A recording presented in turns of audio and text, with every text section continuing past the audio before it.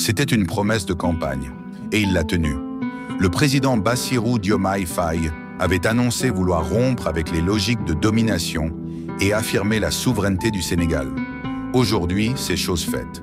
La France ferme sa toute dernière base militaire en Afrique de l'Ouest, celle de Ouakam à Dakar. Un événement historique passé presque sous silence, mais qui marque la fin d'une époque et le début d'un nouveau rapport de force sur le continent. Pourquoi ce départ? Que représente-t-il réellement pour le Sénégal et pour la France? Et quelles seront les conséquences pour la sécurité régionale? On vous explique tout maintenant. Le 17 juillet 2025, la France a officiellement remis les clés de ses 2 dernières installations militaires, encore présentes au Sénégal. Il s'agit du camp Jay à Ouakam et l'installation aérienne associée. 2 lieux stratégiques, vestiges d'une présence militaire française vieille de plus de 60 ans. Ce jour-là, la cérémonie s'est déroulée dans une relative discrétion. Mais pour ceux qui suivent de l'histoire de la France-Afrique, ce départ est un symbole fort. Car c'est bien la dernière base française en Afrique de l'Ouest qui vient de fermer.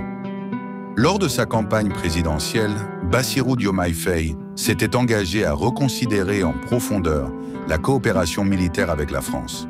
Il parlait d'une présence étrangère incompatible avec la souveraineté totale du Sénégal et appelait à une relation d'égal à égal.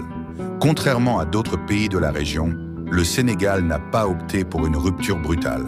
Pas d'expulsion, pas de tensions ouvertes, pas de déclarations hostiles. Ici, la transition a été négociée, progressive et maîtrisée. Le Sénégal n'est pas un cas isolé. Ces dernières années, la France a été poussée hors du Mali, du Burkina Faso, du Niger et maintenant du Sénégal. En moins de 3 ans, toute la présence militaire française en Afrique de l'Ouest a été démantelée.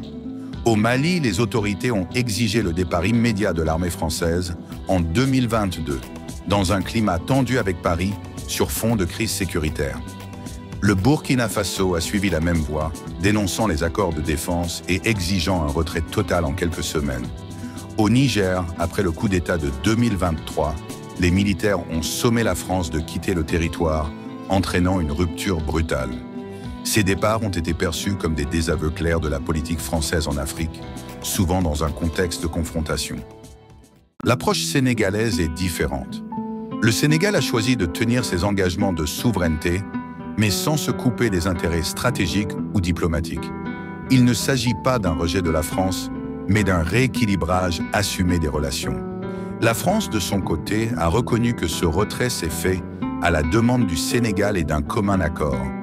Preuve d'une relation désormais plus mature, débarrassée de ses relents néocoloniaux. Et maintenant, que va-t-il se passer?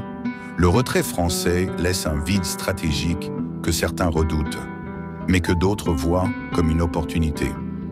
L'État sénégalais va devoir renforcer ses propres capacités de défense, investir dans son armée et nouer de nouvelles formes de coopération sans dépendance.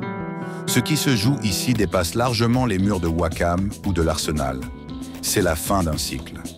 La fermeture de la dernière base française en Afrique de l'Ouest n'est pas qu'un fait militaire. C'est un message politique, un signal envoyé au monde entier. L'Afrique veut écrire sa propre histoire et le Sénégal entend bien en être l'un des auteurs principaux. Si vous avez aimé cette vidéo, n'oubliez pas de liker, de la partager autour de vous et surtout de vous abonner à la chaîne L'Afrique qu'on aime pour ne rien rater de nos prochaines analyses sur l'actualité du continent.